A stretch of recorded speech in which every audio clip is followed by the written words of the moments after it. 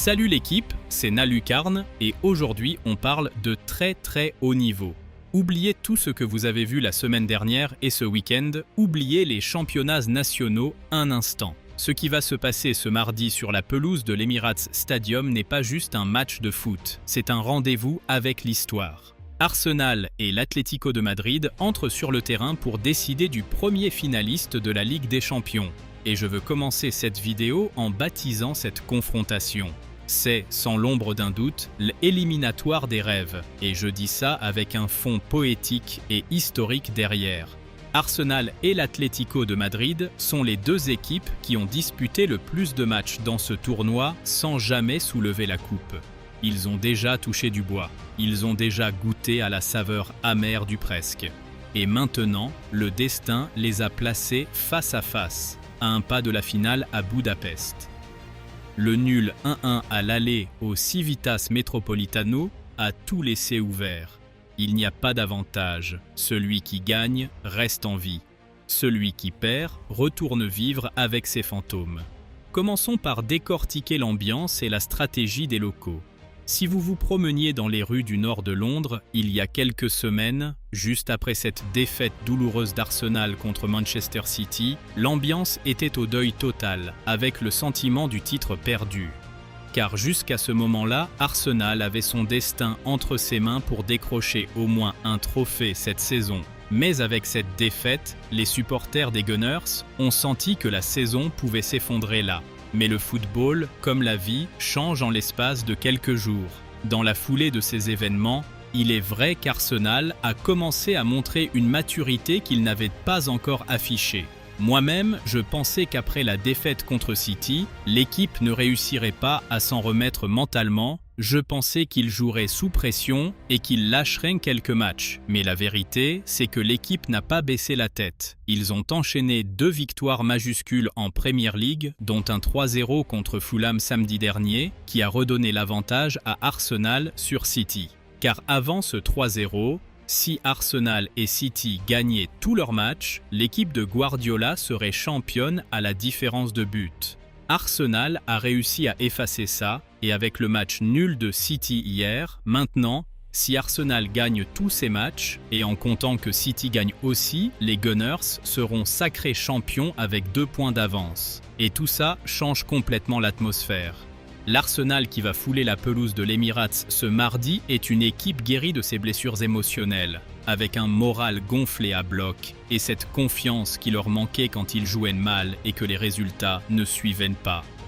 Maintenant, ils ont des raisons de garder la tête haute, mais bon, ne doutez jamais de la capacité d'Arsenal à craquer sous la pression. Mais pour vous donner une idée, leur bilan donne un gros coup de boost à l'ego des mecs. En compétition européenne, Arsenal n'a perdu qu'un seul de ses 24 derniers matchs à domicile. De plus, dans cette édition de la LDC, l'équipe de Mikel Arteta est toujours invaincue et possède la meilleure défense du tournoi, avec seulement 6 buts encaissés. Mais comment Arsenal va se comporter tactiquement ?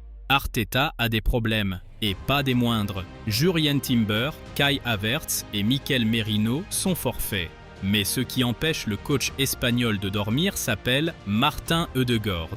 Le Norvégien souffre d'un problème au genou, il n'a pas été vu lors du dernier entraînement et c'est une énorme inconnue. Sans lui, Arsenal perd son cerveau, le mec qui dicte le tempo dans le dernier tiers du terrain. Si Ødegaard ne joue pas, on s'attend à ce que Leandro Trossard assume ce rôle dans l'axe, flottant comme un numéro 10 pour faire le lien entre le milieu et l'attaque. La colonne vertébrale défensive, en revanche, c'est le havre de paix des supporters. David Raya dans les buts, protégé par Ben White à droite et par la charnière centrale la plus infranchissable du monde en ce moment, William Saliba et Gabriel Magalhães. À gauche, le retour de Ricardo Calafiori apporte beaucoup de solidité, même si Hincapié est dans la course. Au milieu de terrain, Declan Rice, le surcoté, sera peut-être accompagné par Zubimendi pour freiner l'agressivité espagnole. Et en attaque, les nouvelles sont excellentes. Bukayo Saka est de retour et Victor Gyökeres est là pour récupérer les ballons balancés dans la boîte, ce qui est la grande spécialité d'Arsenal. Avec Saka qui repique de la droite vers l'axe, Martinelli ou Trossard qui castent les lignes à gauche, et Gyökeres comme un char d'assaut dans la surface, Arsenal a une puissance de feu capable de faire sauter n'importe quel verrou, mais ça ne veut pas dire que ça va arriver, car on sait très bien de quelle équipe on parle. Cependant, les amis, c'est là que l'histoire devient fascinante. Parce que de l'autre côté du terrain, habillé en noir et avec le couteau entre les dents, il y a l'Atlético de Madrid. Et s'il y a bien un scénario que Diego Simeone adore, c'est quand personne ne le donne favori. Arsenal est le favori chez les bookmakers grâce au facteur domicile et à son regain de forme. Mais l'Atlético de Madrid se nourrit de ce rôle d'outsider. Ce n'est plus une saison de transition pour les colchoneros. La Liga est déjà passée au second plan, à tel point que Simeone a joué ce week-end avec une équipe truffée de jeunes du centre de formation juste pour garder ses titulaires frais. Ce qu'on ne peut pas dire des Gunners, vu qu'ils luttent point par point contre City et que le moindre faux pas peut être fatal. L'obsession est désormais unique et exclusive, la Ligue des Champions. C'est le seul titre qui manque à Diego Simeone pour devenir, de manière indiscutable, la plus grande idole de l'histoire du club. Et plus que ça, ce match a un poids émotionnel gigantesque pour Antoine Griezmann. Si l'Atlético est éliminé, ça pourrait être le dernier match du Français dans l'histoire de la Ligue des Champions.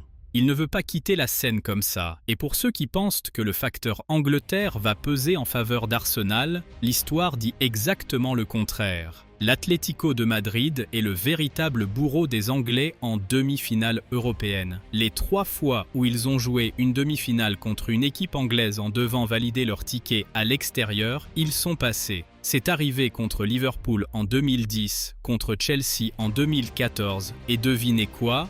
Contre Arsenal en 2018, dans ce même Emirates Stadium. Griezmann avait marqué ce but et a déjà prévenu qu'il voulait remettre ça. Tactiquement, Simeone a donné une véritable leçon en deuxième mi-temps du match aller et devrait utiliser le même antidote à Londres. L'Atlético souffrait jusqu'à ce que Giuliano Simeone doive sortir à cause d'une béquille à la hanche. Il a donc fallu redessiner l'équipe.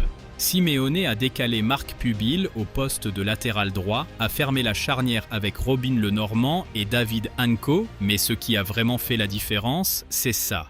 Écarter Marcos Llorente au milieu de terrain côté droit. Ce mouvement a complètement détruit la relance d'Arsenal. Llorente à ce poste n'est pas seulement un marqueur implacable, il a un moteur absurde pour attaquer le couloir. Il est très probable qu'on revoie ce même schéma ce mardi.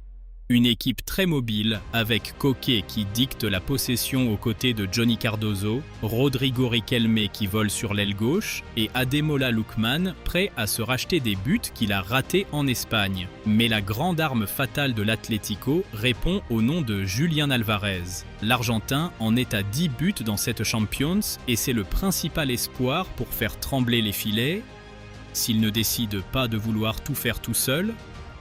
J'espère qu'il servira aussi ses coéquipiers, car l'individualisme dans ces moments-là peut tout coûter. Il a un problème à la cheville ? Oui. Il s'est entraîné à part ? Oui. Mais oubliez l'infirmerie. Dans un match de cette envergure, Alvarez va aller au sacrifice. Il va jouer à la limite de la douleur, aux côtés de Griezmann, formant un duo qui n'a pas besoin de plus d'une touche de balle pour démonter une défense. On espère que l'Atlético ne viendra pas pour se défendre, mais qu'ils viendront pour mordre. Ce qu'on va avoir sur la pelouse de l'Emirates, c'est un choc de propositions poussé à la limite de la tension. Arsenal va essayer d'utiliser la ferveur des 60 000 supporters pour acculer l'Atlético dans les 20 premières minutes. En misant sur un jeu de possession et des infiltrations rapides, essayant d'exploiter le fait que la défense de l'Atlético se désorganise parfois lorsqu'elle est pressée très haut. Mais si Arsenal rate une passe, s'il laisse 5 mètres d'espace entre les lignes, l'Atlético lancera une transition mortelle, car c'est la spécialité de Simeone, et c'est comme ça qu'il a éliminé tant d'Anglais.